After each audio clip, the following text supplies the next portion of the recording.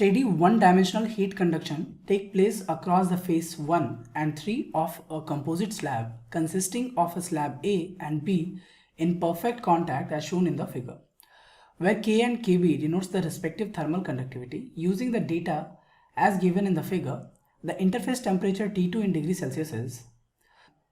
So in this diagram we need to find the temperature T2. Okay, so let's say this T2, we need to find this in the problem.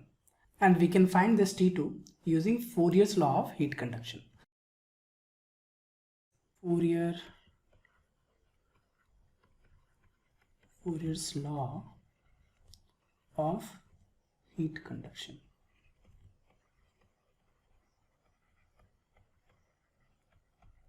Now, according to the Fourier's law of heat conduction, suppose this is a slab whose one face is at a temperature T1 and other face is at a temperature T2, which is having a cross-sectional area A, and the width of the slab is L, having a thermal conductivity of K. So the heat flow in X direction can be written as negative K into area, A is the cross-sectional area, into dt by dx, which we can also write as negative Ka into delta T by L. Okay. Using this Fourier's law of heat conduction, let's calculate the value of T2 as per the question. So using Fourier's law, we can write the heat transfer between phase 1 and phase 2 as Q12 is equal to minus Ka into the cross-sectional area of the slab A divided by the distance between point 1 and 2, which is 0.1. Let's write LA here, multiplied by the temperature difference, that is T2 minus T1. Let's say this be equation number 1.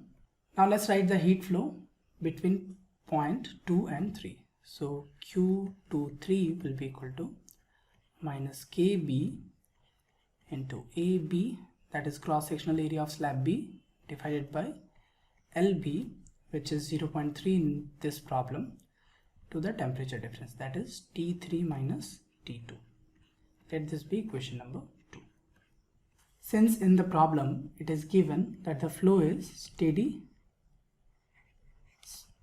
state and 1D flow, so we can equate the heat transfer on both the sides.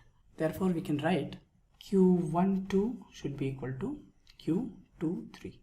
Since this is a heat flow, let's write Q12 dot here. Okay, now this equation is correct. That is heat flow with respect to time. Now let's just substitute these values here. Q12 will be negative Ka into area. See, in this problem it's not given that the area of both the slabs are different. So we will assume that cross-sectional area of this slab from 1 to 2 and 2 to 3 both are equal. Okay, so we can write divided by LA multiplied by T2 minus T1 should be equal to negative KB into A is the cross-sectional area. We are assuming the cross-sectional area of both the slabs are equal. LB T3 minus T2. So we can cancel out this area from here. Since we need to find the value of T2, so let's write this whole equation in terms of T2.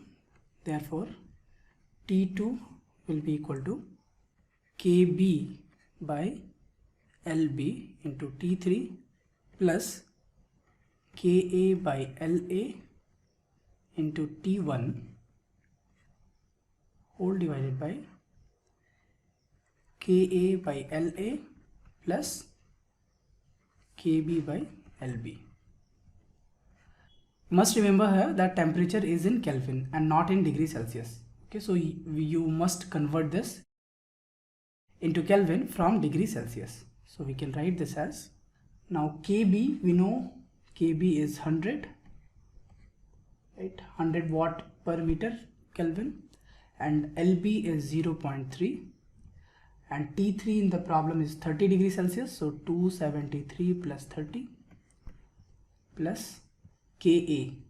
Now it is 20 watt per meter Kelvin and La is 0.1, into 273 plus 130. 130 degrees Celsius it's given in the problem, so we add 273 in it. Whole divided by Ka, that is 20 by 0.1 plus Kb divided by Lb.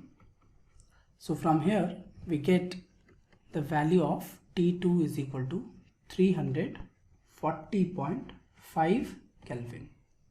Now since we need to calculate the value in degrees Celsius, so we subtract 273 from this, so we get T2 will be equal to 67.5 degrees Celsius.